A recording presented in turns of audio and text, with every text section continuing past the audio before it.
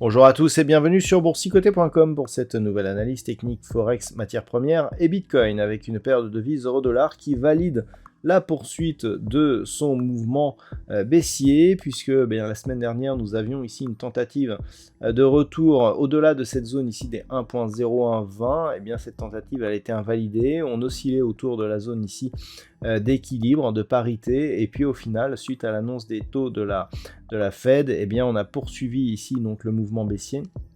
On a validé donc la cassure de la zone intermédiaire des 0,9880 pour se stabiliser ici au-dessus d'une zone de support intermédiaire proche des 0,9815. Donc cela valide d'un point de vue moyen terme la poursuite de la dynamique puisqu'il y a un nouveau point bas significatif, et donc nous sommes toujours ici sur une poursuite du mouvement avec un objectif qui est lié donc à une extension de Fibonacci de la précédente phase de rebond technique. Alors ce n'est plus un objectif direct puisque depuis le point direct a été invalidé, mais il n'en reste pas moins que c'est un support significatif, et donc cet objectif ici majeur se situe à 0,9695. Sur la paire de devises livre sterling contre dollar américain, là aussi nous avions un objectif lié à une extension de Fibonacci, l'extension sur cette zone ici de rebond. On y est presque, puisqu'après donc un test qui a duré pas mal de temps de cette zone ici des 1.14, on a accéléré là aussi sous l'impulsion de la Fed, on a connu donc une accélération du mouvement baissier qui s'est approché ici de cette zone d'objectif. Alors on a une zone ici à 1.1199, donc autant dire 1.12. Sur cette bougie ici, nous avons un plus bas à 1.1209, donc on est à 12 pips de l'objectif. Clairement, on pourrait presque considérer que l'on est dans l'épaisseur du trait. Bon, toujours est-il que le take profit n'est pas validé, mais ce que l'on peut observer par contre, c'est que les cours continuent à évoluer ici entre bande de Bollinger inférieure et la moyenne mobile 20 exponentielle. Cette moyenne mobile agit d'ailleurs comme une zone de résistance qui nous indique que malgré les tentatives de rebond, on reste ici dans une dynamique baissière. Donc l'objectif reste ici cette extension de Fibonacci pour impulser un mouvement qui pourrait nous redonner une dynamique haussière. Il faudrait casser ici cette zone de résistance intermédiaire proche des 1.1460. Sur l'or, nous sommes toujours sur une cassure de la zone majeure des 1675 $ l'once, sauf qu'il n'y a pas de relais. On le voit ici sur ce graphique en unité de temps daily. On a une bougie par jour, et ce que l'on peut observer, c'est que depuis que l'on a cassé ici cette zone de support, on est sous cette zone, c'est-à-dire qui agit désormais comme résistance, mais il n'y a pas de relais. Donc on n'est pas à proprement parler sur une cassure, puisque pour que la cassure soit réellement validée, il faut qu'il y ait donc une accélération. On peut avoir un pullback, effectivement, mais il faut que, pour que cette cassure soit totalement validée, on ait un mouvement directionnel derrière qui montre justement la cassure et la force que cette cassure peut procurer au mouvement. Là, c'est pas du tout ce que l'on a.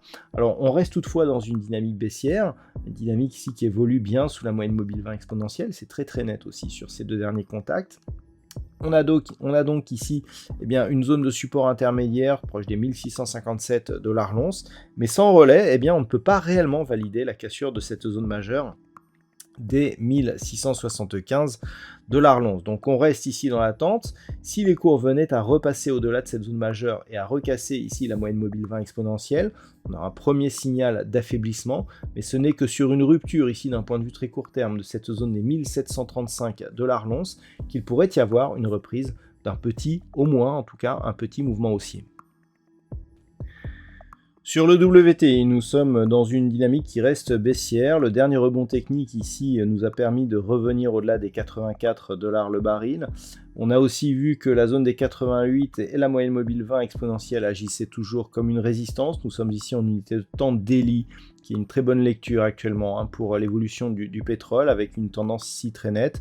Eh bien, on reste dans cette perspective, puisque la zone des 84 n'a pas tenu, on est repassé en dessous, on a revalidé ici la moyenne mobile 20 exponentielle comme zone de résistance, donc on est toujours ici clairement dans un mouvement baissier, et en cas de rupture ici de cette précédente zone de point bas significatif proche des 81 $ le baril, eh bien on validerait une poursuite du mouvement baissier en direction de la zone des 80 puis des 75 $ le baril.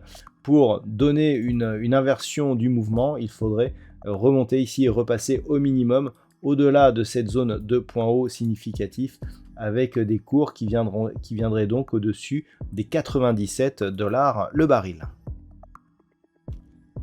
Et puis enfin sur le Bitcoin, eh bien ça se précise, rappelez-vous ce que je vous dis depuis maintenant plusieurs semaines, c'est une rupture de la zone des 18 500 ici, dollars pour un Bitcoin, qui pourrait nous donner un signal de poursuite du mouvement baissier.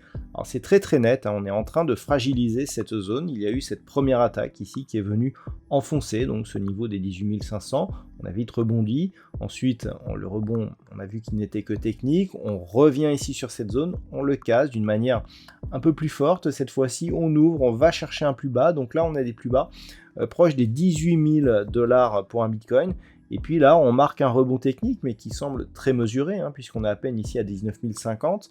Donc on est en train, là, en ce moment, je dirais, de construire cette phase de baisse, et donc d'affaiblir cette zone de support.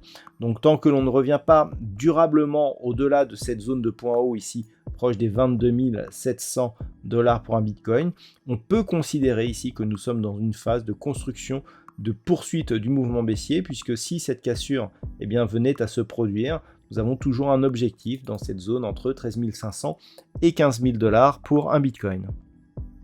Voilà donc ce que l'on peut dire sur l'analyse technique de ces principaux actifs de marché.